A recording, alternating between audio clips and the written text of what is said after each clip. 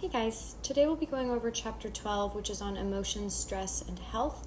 And this chapter is one of the very longest in your textbook, and so there's just no way for me to cover all of the material in this chapter in one video. So I've had to cut some things out in the interest of time, but just be sure that you have read the entire chapter and you'll still get practice with all of the material. But there was some stuff I did have to cut out of this particular video, so just be aware of that as you're going through this.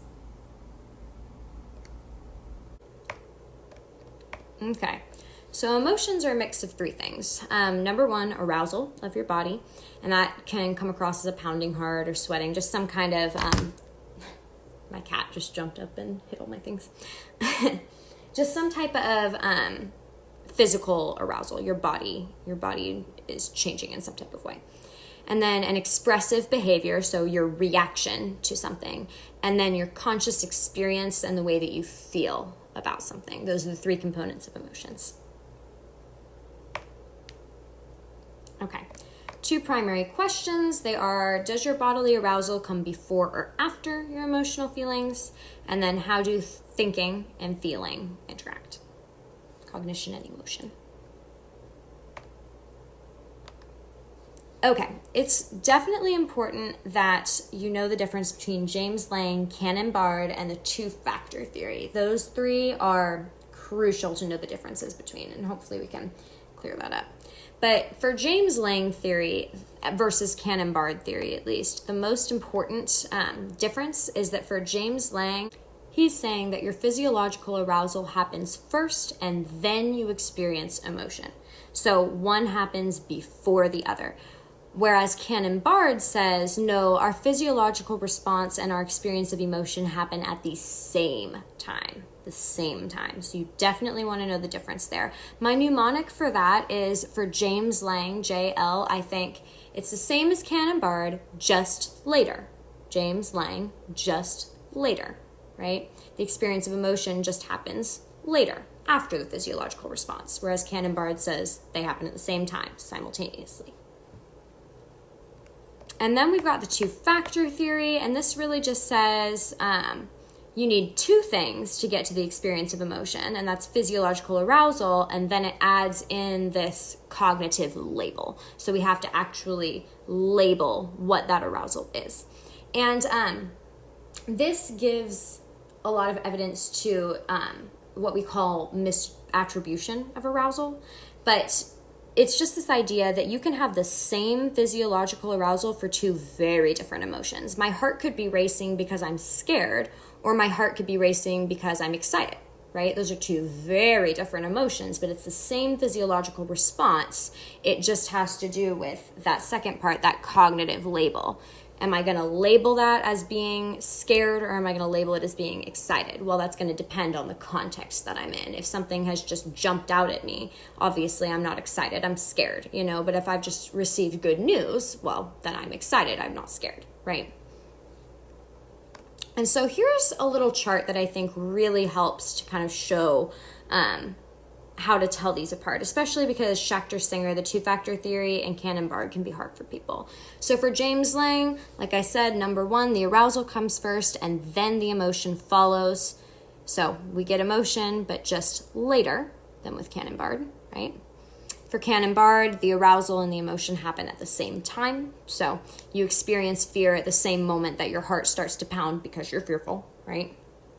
And then the two-factor theory adds in this cognitive label. So we experience arousal and interpret that arousal, and then we experience emotion after we've decided what that arousal means, essentially.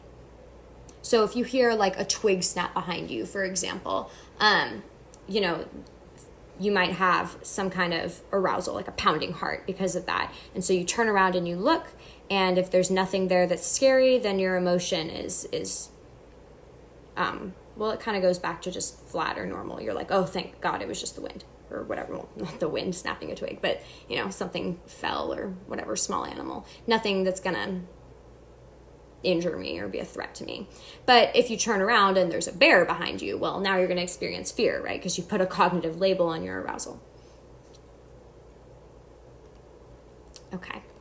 Don't worry too much about these last ones, Zajonc and Lazarus and all that, but I'll just kind of give you a summary on what they're talking about. So Zajonc said we have many emotional reactions apart from or before a conscious interpretation. So we might like someone right away without really knowing why. So he's saying cognition really isn't necessary for emotion. That's what Zajonc is trying to purport. Let me see what else is really important on here. Okay, I would know about this whole high and low road distinction. So for the high road, this is when we have very complex feelings like hatred and love. This is going to travel from the thalamus to the cortex and then to the amygdala. But for really simple emotions, likes and dislikes, fears, it's going to skip over the cortex and it's just going to go from the thalamus straight to the amygdala. So just know those two pathways, and really as long as you know the start and end point, the only thing you really have to know is just that the brain's cortex is involved with complex emotions, but we bypass that for easier emotions. But we can see that our feelings hijack our thinking more often than our thinking rules our feelings. Some emotional responses don't require conscious thinking. And so Zajonc was just saying, the two-factor theory isn't really correct because your cognitive appraisal of something doesn't always matter when it comes to emotion. Okay. So, summary of emotion theories. Like I said, really just know that for James Lang, it's arousal and then emotion, one before the other. Cannon-Bard, arousal and emotion happen at the same time. Two-factor theory, arousal and a cognitive label happen together, and then we get emotion. Zajonc was saying, we don't need conscious appraisal necessarily to feel emotion. And then Lazarus was kind of just talking about cognitive appraisal defining emotion. So he was kind of going against Zajonc and saying, well, no, cognitive appraisal is kind of the basis of emotion. If in fact you heard something behind you and that sound was just the wind, that's going to hugely impact your emotional response versus if you turned around and saw a real threat. So really the difference there is Zajonc says conscious appraisal or cognitive labels or whatever aren't important, and Lazarus says no, your cognitive appraisal is super important. In fact, it's the basis of emotion.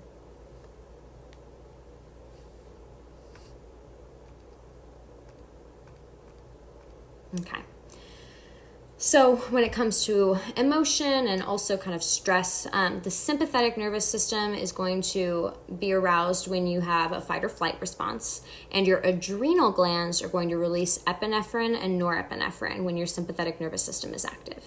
So make sure that you know what hormones are released by the sympathetic nervous system when stressed or when in a fight or flight situation, and know that those come from the adrenal glands. The adrenal glands are what release epinephrine and norepinephrine.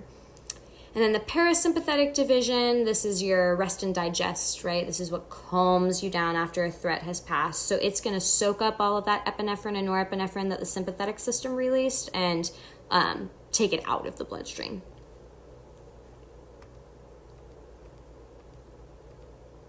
Okay. Physiology of emotions.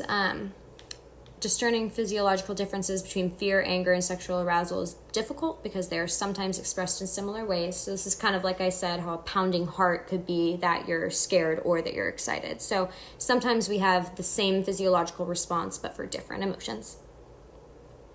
And then we have one brain region that could be considered the center of many different emotions, and that's the insula. And it's mostly activated in response to negative emotions. Note that the insula is linked to negative emotions. So things like lust, pride, and disgust, not positive emotions like, love or ambivalence or something like that. Like I said, sometimes physiological arousal is similar, but the expression is different. Fear and joy both increase heart rate, but facial expressions are very different.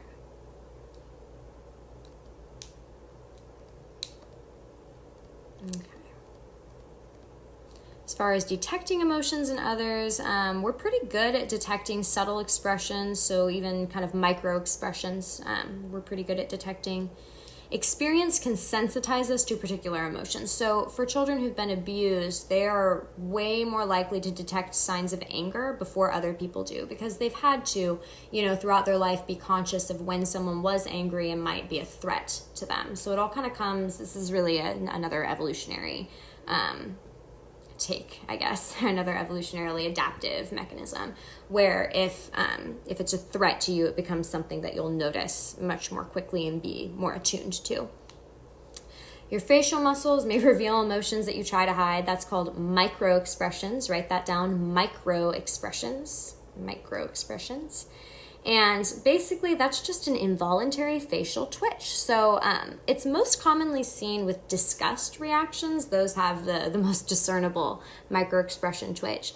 But, if you feel sad or mad or disgusted by something, certainly you can try to hide that emotion. But right when you first feel it, your face is going to change. You're going to have at least a few muscle twitches that correspond to areas that would show a face of sadness or anger or disgust. So even if you try to hide it, your facial muscles are going to activate to some degree before you're able to. We do find it difficult, though, to discern when people are lying. The behavioral differences between liars and truth tellers are too minute for people to detect usually. And introverts tend to be better at reading emotions. Extroverts tend to be more easily readable. So introverts, they are hard to read.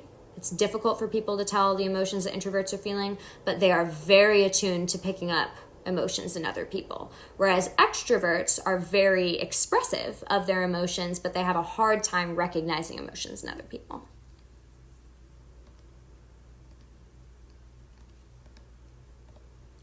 Okay, there's kind of a lot of things just being cataloged here, but how do the genders differ in their ability to communicate non-verbally? Women are generally better at men in reading emotional cues. Women also have a greater sensitivity to nonverbal cues, and they're more, emotionally literate is really just speaking on emotional intelligence. Emotional intelligence. So women tend to have more emotional intelligence than men. And men tend to describe simpler emotional reactions than women. I think this is interesting. So men would be likely to just say that they're mad or they're angry. Very simple, clear emotion, not complex. Whereas women would be more likely to say, well, I'm frustrated, I'm irritated, I'm annoyed, right? So kind of more nuanced, specific feelings. Whereas men are just sort of the general mad, sad, whatever. And then women, because they're better at detecting others' emotions, that may contribute to the fact that they're more emotionally responsive and expressive. But of course, that could also just be a cultural element, because women have been sort of taught to be nurturing. Maybe that's just why they are the way they are. And then I think this is interesting. If I were to read you a description of an angry person, most people are going to picture that person to be male. So when you're asked to think of an angry person, most people imagine a man. When you're shown an angry gender-neutral face, so usually that's just some kind of CGI that doesn't have any hair or anything, and it's, not really clearly masculine or feminine.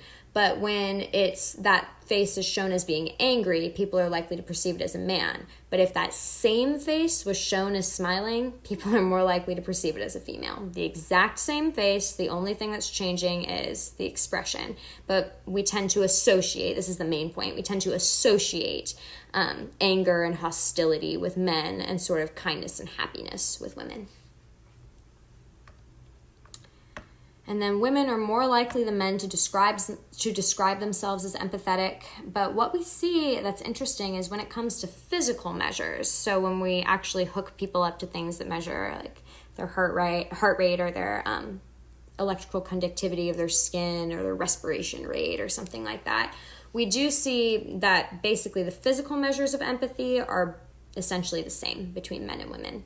However, women are more likely to express empathy, to display that emotion when they see someone else. So, when a woman is around someone who's crying, she's more likely to change her face so that she also sort of mimics that sadness. Whereas men do not really express empathy as much. And then women tend to experience emotional events more deeply, and they have more brain activation in areas sensitive to emotion. So there is some evidence that, emotional intensity is higher for women than men.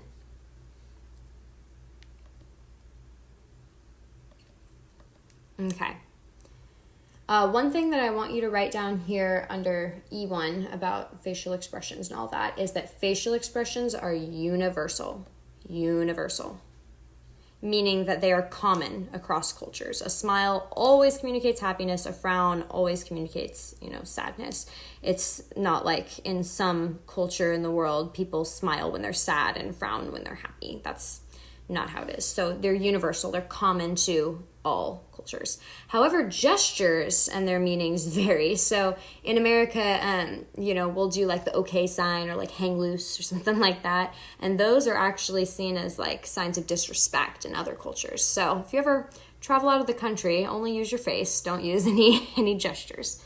You might accidentally do something that's disrespectful. Even blind children who've never seen a face have similar facial expressions as others for their emotions. So again, this is another piece of evidence that facial expressions are universal. Universal. Because even blind children have them. They've never seen a face, and yet still when they're happy, they smile. When they're sad, they frown. Universal. Common to all people. The evolutionary take on this, the reason that it is the way it is, evolutionarily speaking, is potentially because before our ancestors communicated in words, they could only communicate, any important information, threats, greetings, submission, with facial expressions. So it was adaptive to express facial expressions like other people did, so that they understood and could relate to you. Emotional expressions can enhance our survival in other ways. I think this is so interesting. Surprise raises the eyebrows and widens the eyes, which allows us to take in more information. And when we're disgusted, we wrinkle the nose, which closes it off from foul odors. Kind of cool. And that's kind of another piece of evolutionary information, like why the facial expressions we have are the way that they are in response to different emotions. Context is a part of our judgment of emotions. So if we see an angry face in a frightening situation, we're actually more likely to think that face is looking fearful rather than angry. Whereas if we put that same angry face in like an MMA ring, then now we're going to perceive it as anger, right? The expressions associated with emotions are universal. Like I said, the expressions, your facial expressions.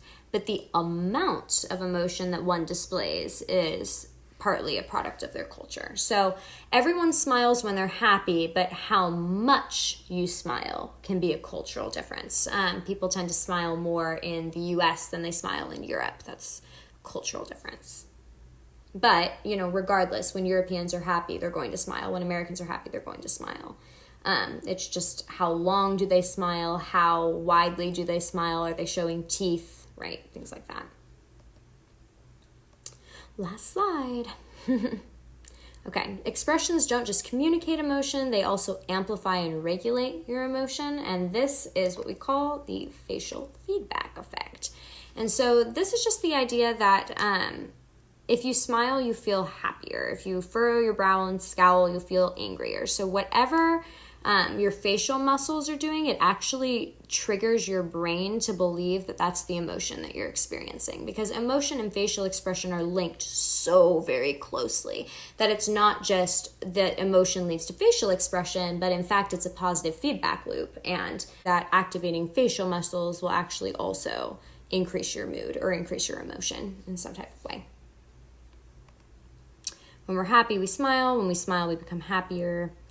This is so interesting. Botox paralysis of the frowning muscles actually slows people's reading of sadness and anger-related sentences, and it slows the activity in their emotion-related brain circuits. So when you lose the ability to express an emotion with your face, you actually become less and less emotionally literate. You become less and less able to detect emotions in other circumstances too. Interesting. And then we've got the behavior feedback effect. So I would say the behavior feedback effect is like an overarching category, and facial feedback is a type of behavior feedback. But when we're talking about behavior feedback effect, we're not going to be talking about facial expressions. We're going to be talking about anything else. So one example would be if you stand up tall and you put your chest out and your shoulders backwards, that makes you feel more confident. Whereas if you slouch, if you're kind of walking over, looking down at the ground, slouching, you actually can make yourself feel insecure or sad. So that fact that whatever your behavior is going to influence then your thoughts, your feelings, actions, emotions.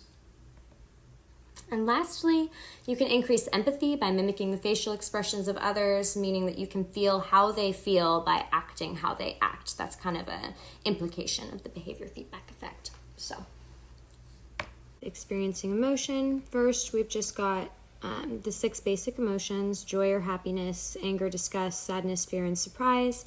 And then in infants, we also can identify a distinct facial expression for interest or curiosity. And so that's kind of debatable for whether or not we consider it a distinct emotion. But definitely those big 6 and then maybe that 7th. Okay. So when it comes to positive psychology or humanistic psychologists, so humanistic psychologists are the professionals who practice positive psychology. But anytime you see humanistic or positive, those go together. And positive or humanistic psychology is always going to focus on human flourishing and well-being and reaching your full capacity. And it's just kind of this rosy division of psychology that's concerned with just health and well-being and not so concerned with the bad things that humans do. We're only really focusing on the good and how to become better, stronger people, essentially. So that's what positive psychology is all about. It's the study of human flourishing and figuring out how we strengthen people and help them to thrive. And then humanistic psychologists are the people who practiced positive psychology. They're also positive psychologists, and they use specifically scientific methods to study human flourishing. So humanistic psychologists are interested in human fulfillment, so are positive psychologists. But positive psychologists approach it from a basis of scientific methods. Okay, so next to subjective well-being, I want you to write down happiness. Subjective well-being is our measure of happiness. When you give someone a subjective well-being inventory, what you're effectively measuring is happiness. Subjective well-being is happiness. It's our measure of happiness. Subjective, the way that you feel, well-being, the way that you feel that you are, in terms of like your health or your satisfaction, right?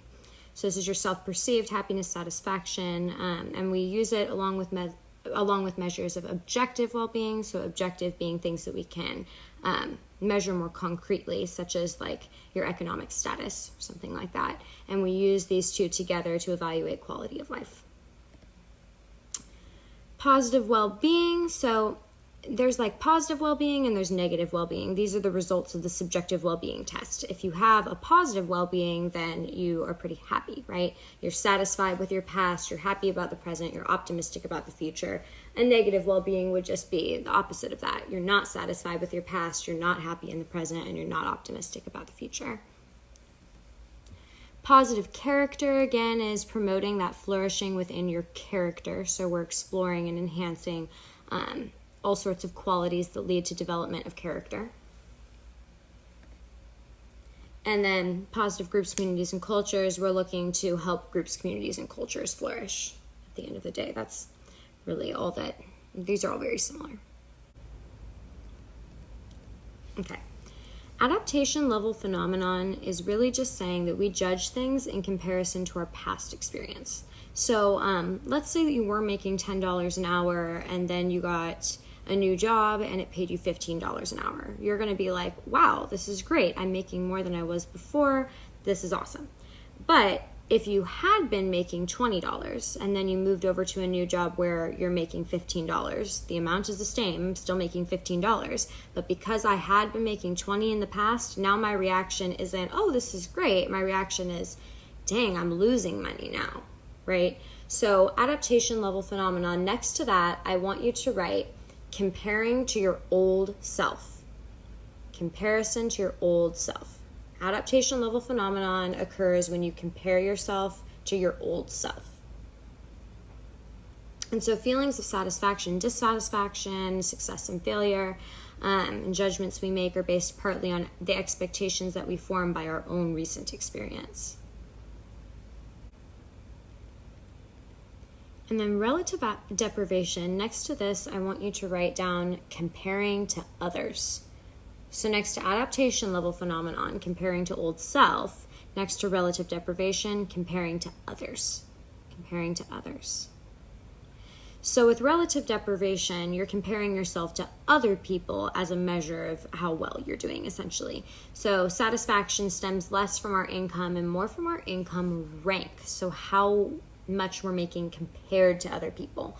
It's better to make $50,000 when all your friends and family make $25,000 than to make $100,000 if all of your friends and family are making $200,000. So relative to the people around us, to the people that we're close to, we feel deprived if we make less than they do, or if we have less or are doing something that feels less valuable, right? We feel relative to these very successful people deprived of something.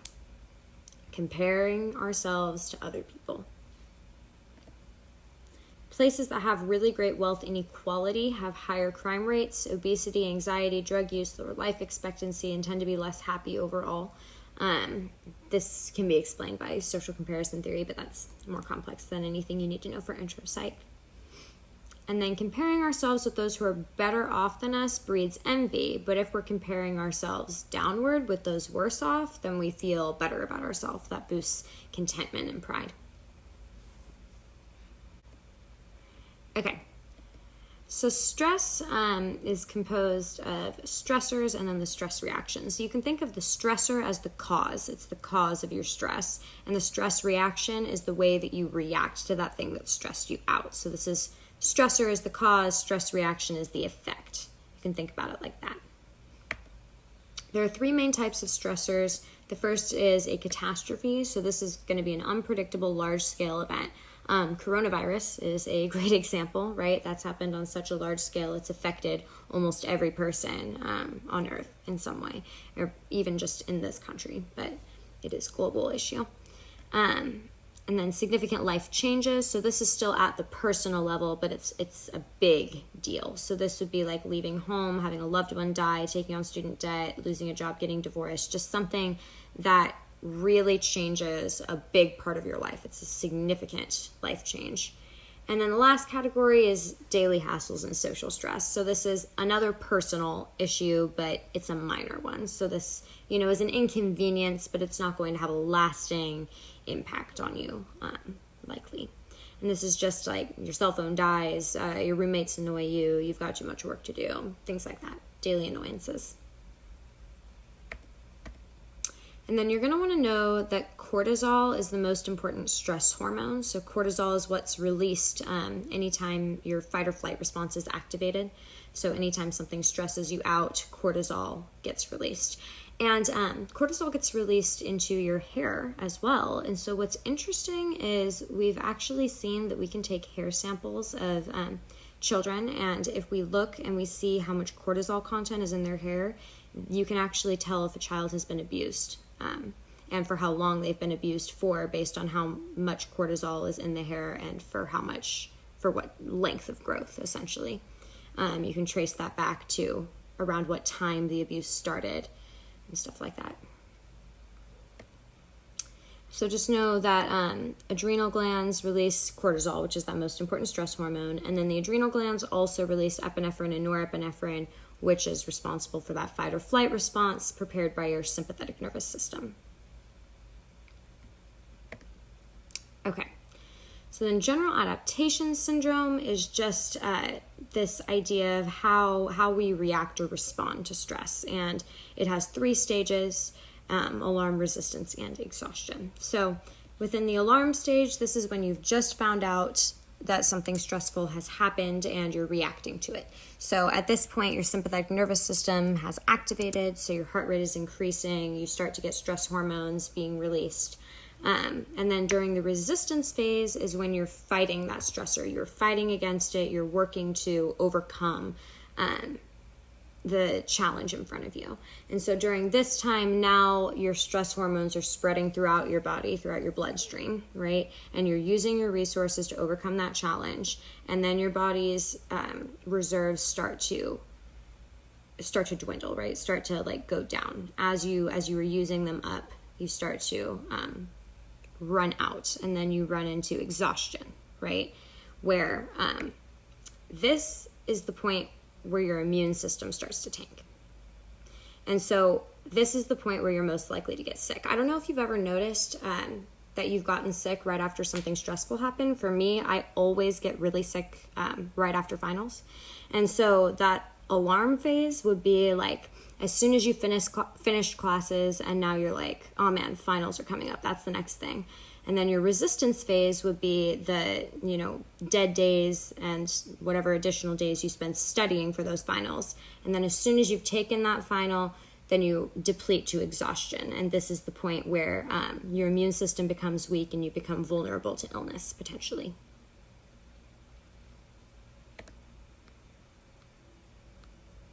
Okay. And then the tend and befriend response is this idea that under a stressful event, people often want to bond with other people for support and help others, and then also receive help from others. So tend to help others, befriend to have the expectation that they will support and help you. This is more typical of a response for women compared to men. Men tend to kind of become more autonomous and want to deal with things on their own, whereas women want to seek social support to get through the stressful situation.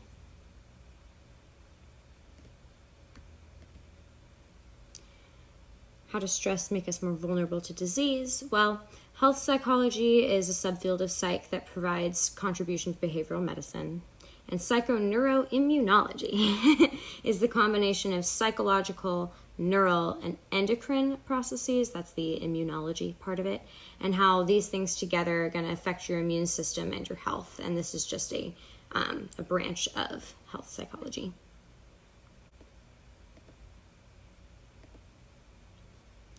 Okay, and then we've got 4 types of cells that are involved in keeping your body healthy when you do have a stress response to something, or when something sort of invades your body and your immune system is required to respond to that situation.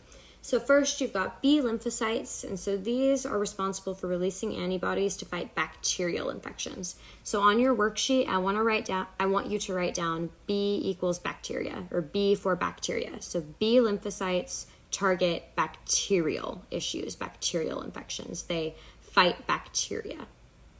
And then for T lymphocytes, these are going to attack your cancer cells, viruses, and foreign substances. So I want you to write T equals terrorists and teratogans. Terrorists and teratogans. Remember that a teratogen is anything that can harm a developing fetus, and these are often things like viruses, foreign substances like drugs and alcohol, things like that. So T lymphocytes come in and they try to defend your body from receiving terrorist attacks from viruses or like unhealthy cells, and help you fight against teratogans from infecting and hurting your body. So B for bacteria, T for terrorists and teratogans. Have that written down. And then macrophage cells are going to come in and look around for harmful invaders and also your worn out cells. And so they're going to come along and eat all of these cells that could hurt you. But then your natural killer cells are going to attack diseased cells. So your natural killer cells kill your own cells, but only your own cells that have been infected with a foreign cell. So macrophage cells kill foreign cells. Natural killer cells come along and they eat up all of the original healthy cells that you had that were infected and became diseased. Okay. When your immune system doesn't function properly, you can have 2 different issues. Number 1, it could overreact, and number 2, it could underreact. So if your immune system overreacts, this could show itself as the immune system or as the body attacking its own tissues. And so this could cause an allergic reaction or a self-attacking disease. Multiple sclerosis is probably one of the most common self-attacking diseases.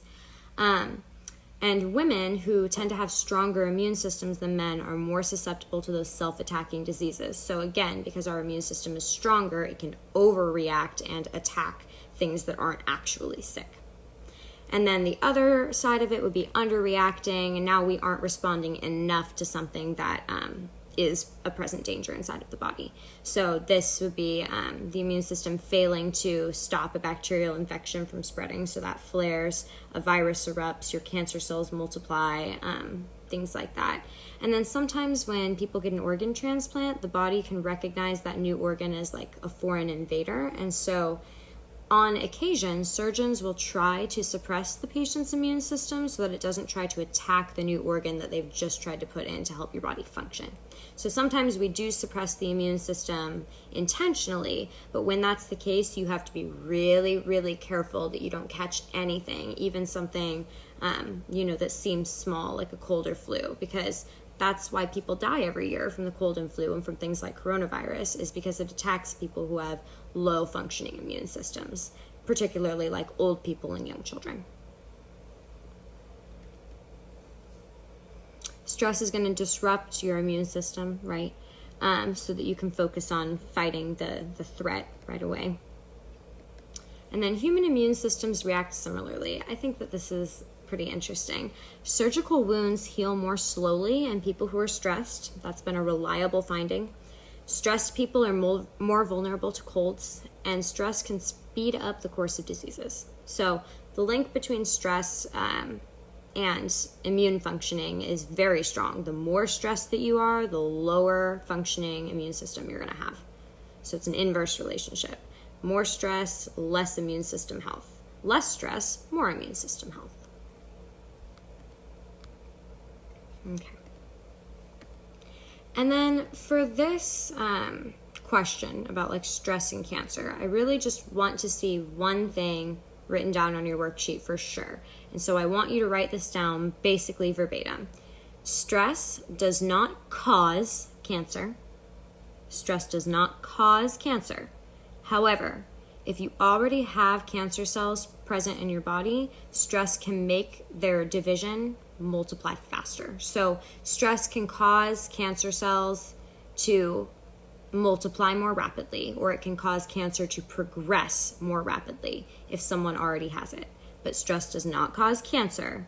However, it can cause cancer to progress more rapidly if it's already present in someone's body. So make sure that something like that is written down on your worksheet, something that communicates that point. So then coronary heart disease is a clogging of the vessels that nourish your heart muscle, and this is the leading cause of death in most developed countries. It's the leading cause of death in the US, and things like high blood pressure, smoking, obesity, an unhealthy diet, and physical inactivity can contribute to causing it. The more psychological trauma that people experience, the more their bodies are prone to inflammation, which is associated with heart problems and other health problems like depression. And then, like I said, cortisol can be measured in your hair. So if you pluck a hair and measure its level of cortisol, I guess I covered this earlier, but nonetheless, it'll indicate whether a child experienced prolonged stress or abuse. And it can also predict whether or not an adult will have a heart attack in the future. So that's kind of cool.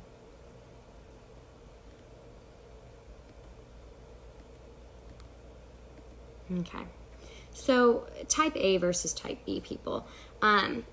Essentially, type A people are a little bit anal, right? Like they're control freaks, they're competitive, they're hard driving, they're impatient, they're aggressive, they're often anger prone. So A for like aggression, anger, stuff like that.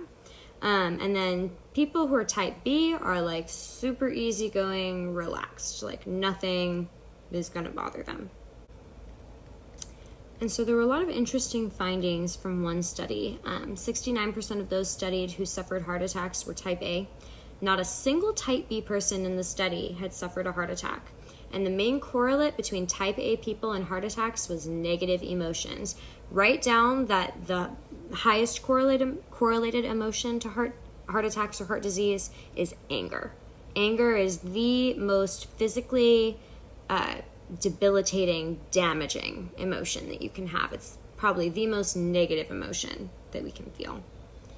And then hostility is going to correlate with other risk factors like smoking, drinking, and obesity. And so, of course, you can compound your risk for a heart attack by engaging in these things as well. Pessimists are more than twice as likely as optimists to develop heart disease. And then happy and consistently satisfied people tend to outlive unhappy people.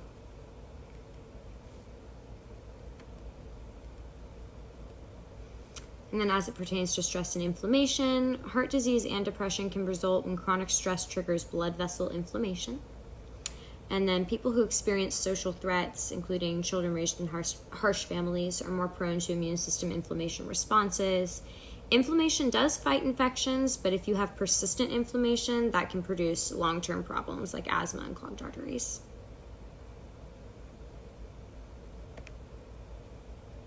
Okay, last section. So coping is really just the way that you deal with something that has stressed you out, with something that has bothered you. It's the way that you release that stress from yourself. And so there's problem-focused coping and there's emotion-focused coping. So if you are a person who's engaging in problem-focused coping, you're going to try to alleviate the stress directly by going to the source of the problem. So let's say that you did poorly on an exam. So that's your issue. That's what's causing you stress, the fact that you just did really poorly on an exam. You failed it. Well, if you're a problem-focused coper, what you're going to do is you're going to go into your professor's office hours, you're going to look over that exam, and you're going to do your best to attack the issue head on and make sure that you can guarantee yourself to do better in the future, right? So you try to deal with that stress directly by solving the root of the problem. Whereas emotion-focused coping is essentially saying, well, I don't think I really have any control over the situation, so I'm just going to try to make myself feel better about it.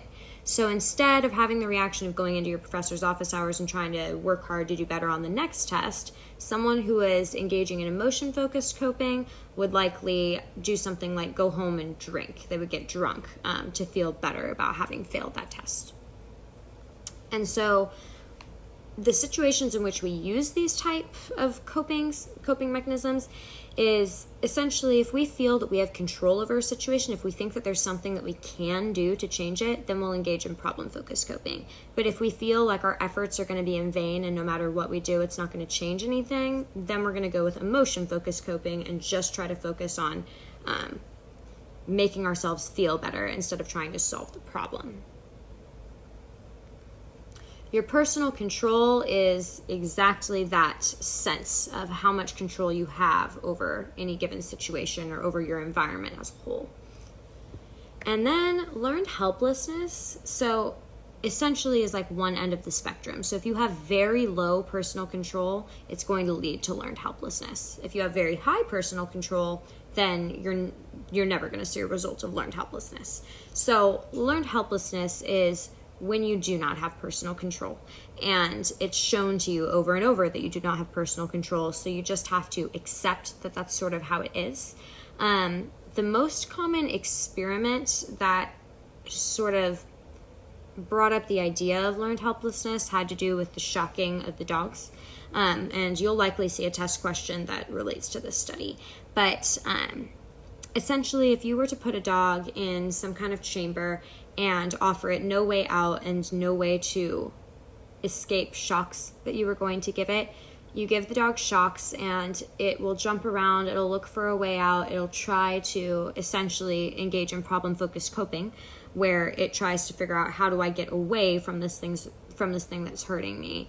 But if you continue to shock the dog and there's no way for it to avoid the shocks, then the dog will end up in a state of learned helplessness. And what that looks like is the dog will just lay down on the floor and resign to the fact that it's being shocked and there's nothing that it can do to stop it. And so it just lays there gloomy and accepts its reality, that it just has to be shocked. It's very sad. But this happens to people too, but usually not like in terms of abuse. I mean, it can absolutely happen in terms of abuse like that. But in general, when we're talking about learned helplessness with people, this is just like any time that you don't have control over something, and so your reaction to that is just, oh, well, it's helpless. I better just focus on dealing with my emotions about it instead of trying to solve the problem, because I can't solve the problem. I've learned to be helpless. I'm not even going to try to solve the problem because it won't work, right?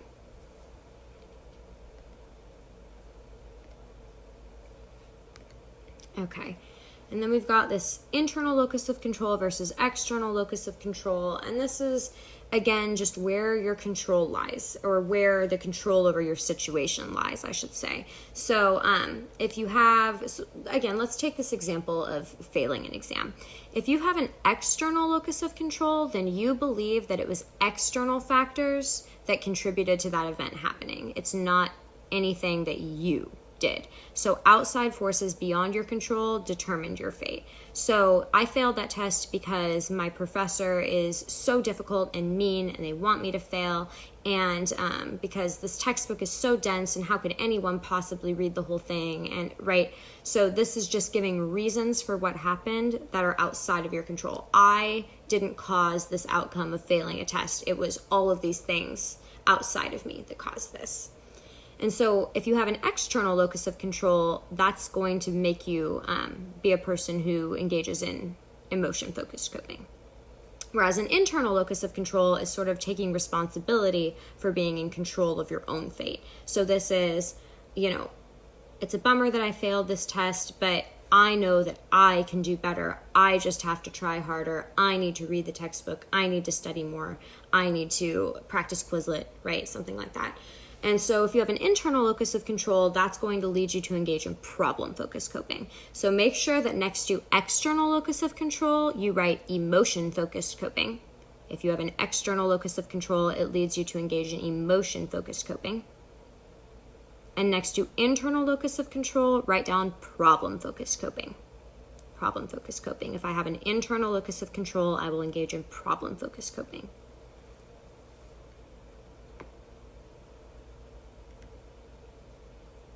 And then people who have an internal locus of control tend to be higher achieving because they take responsibility for their actions. They're in better health, and they're typically less depressed than people who do not have an internal locus of control. Self-control refers to how well we can control our impulses and delay short-term gratification to get greater long-term rewards. That's just called delay of gratification. That's kind of our main measure of self-control, is delay of gratification. High levels of self-control predict good health, higher income, better school performance. Strengthening self-control is an important key to coping effectively with stress. Oh, I guess that's the end of that slide. Okay, moving on to this section on explanatory style, optimism and pessimism. So optimists are going to respond to stress with smaller increases in blood pressure, and they recover more quickly from surgeries often. Optimists get better grades, and we resolve relationship conflict more successfully. There were 3 studies on optimism. One followed a bunch of nurses that saw that those who scored in the top quarter for optimism were 30% less likely to die than those scoring in the bottom quarter. 180 Catholic nuns wrote brief autobiographies, and those who expressed happiness, love, and positive feelings in those autobiographies lived 7 years longer than those who didn't. And optimists not only live long lives, but they also maintain a positive view as they approach the end of their lives. So 68,000 American women found that